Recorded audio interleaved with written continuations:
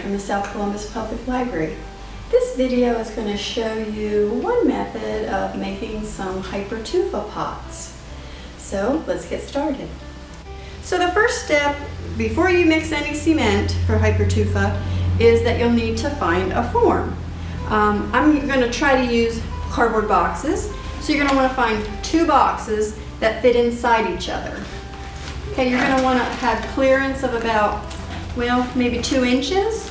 So when they fit inside each other, the actual cement is going to go around this inside box, and the outside box will be, of course, the outside of the Hypertufa planter. So these 2 fit in each other, and it won't give you a very high one, but you might want a flat planter for maybe succulents or something with not very deep roots. So these 2 boxes also fit inside each other, and it gives clearance all the way around, and it's a little bit taller. Now this set is all finished, because what you're going to do after you find the 2 boxes that fit inside each other, you have to make both the inside form and the innermost form waterproof. So you take the box that's going to be the outside, because the cement's going to go in the bottom, it's going to go up the sides. You want to make this waterproof. I use bubble wrap for this one because it'll give like a texture to it. And then for the inside box, it won't really matter because that will be the inside of the planter. So this will fit down in there. And that's the form. Okay, so now that we have the forms ready, we want to mix 3 peats: Portland cement, peat moss, and perlite. Okay? Peat moss is available at Home Depot and Lowe's. Perlite is too, and the Portland cement would probably be best at one of those hardware stores or big home improvement places. Okay. So what we're going to do is equal parts of each. So I have this for measuring. It's just an old ice cream bucket, and I'm going to use Tupperware to put it in to mix. I'm going to use gloves, and when I get to the Portland cement, I will be using a dust mask, which I suggest you do. And if you don't wear glasses, you may want goggles as well. Just remember, peat moss is more like dirt. Perlite is very light. It's not going to hurt you, but you wouldn't want to breathe in the dust from the cement because it's caustic. So we're going to mix equal parts of all 3 ingredients. I've got my mask on for the cement. I'm just going to gently set that in there. I've got my perlite, and I just need the peat moss now.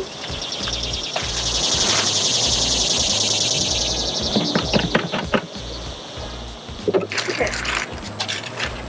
So now I'm going to use my trowel to mix these 3 ingredients before I add the water.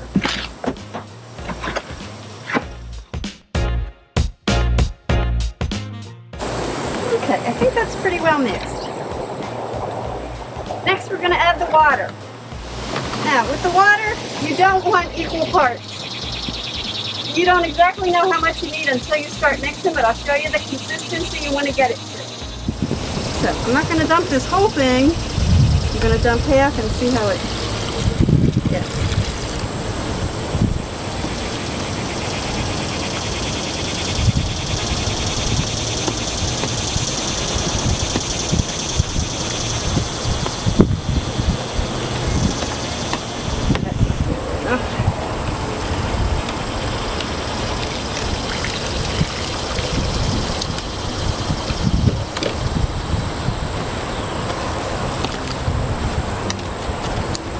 This would be a lot easier in a wheelbarrow if you're at your house.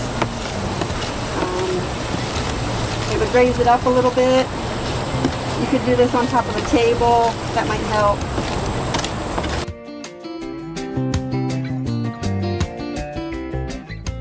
So that was equal parts water, but we're not there yet. So I'm going to incorporate all this water.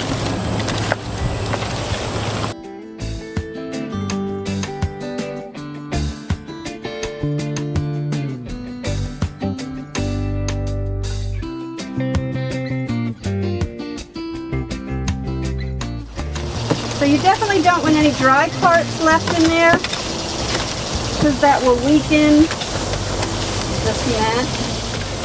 But you also don't want it too goopy because then it won't be good consistency for drying. So it's kind of cottage cheesy, but no liquid left. That's about where you want it. Okay. My first mistakes when I made this years ago, not leaving drainage holes, which doesn't really create a problem, but it's better with holes. So I'm just going to use 4 of these bottle caps, because that's about as thick as I'm going to make the walls, and we can bust those out after the cement cures. Okay? You don't want to make up a big batch because this stuff is already kind of starting to set. So you're just patting it down. The first one I ever did, I thought I had to have about 3-inch walls. You don't need them to be 3 inches.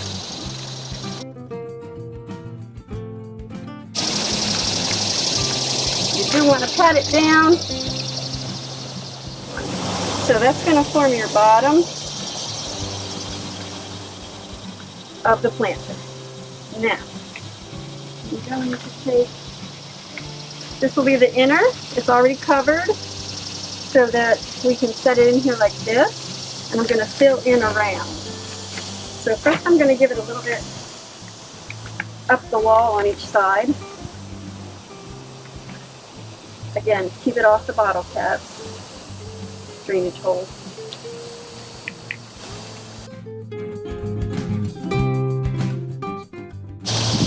Push it into the corners and push it up a little bit. Put this box inside and just fill in everywhere. You want to shove it down in there. And I put this on top of a plastic sheeting because it not only catches some of the loose, but you're going to want to cure this and keep it moist for a day. So you want something to wrap it in, especially if it's dry weather when you do this.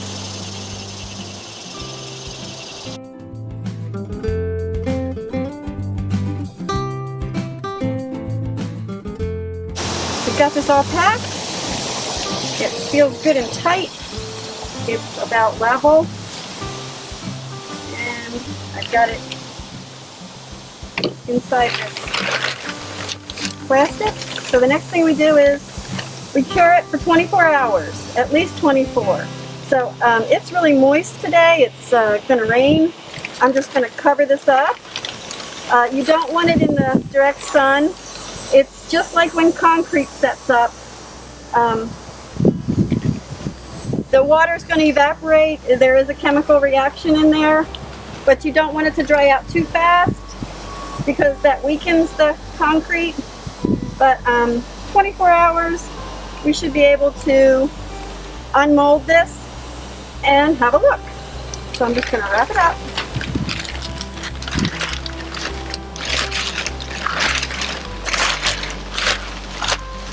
And we'll undo it in 24 hours. So here we are 24 plus hours later, and we're going to do the unveiling of the Hypertufa box. We kept it covered in plastic.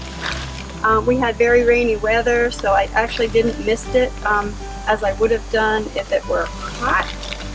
And I'm just pulling the form away from the outside. You just want to be a little bit gentle because you don't want it to crack at this point. Again, it's like any cement project. It's still curing for, well, a while. And it's definitely got some character because the plastic kind of was pushed up in the one side, but it's all good. So we want to get the middle form out of the way as well. And again, this cardboard really makes it easy. And there is the completed pot. after about 24 hours. Now, the holes are, I'm gonna need another tool to scratch for the holes, but I would say wait about a week before you go scratching for the holes, because you don't want to puncture out the bottom.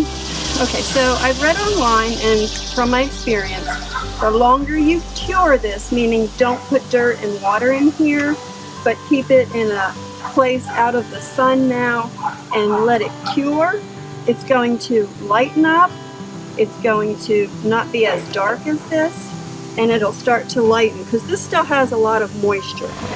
So this was one of my very first projects, and I did it in this form. You can see that fits right in there.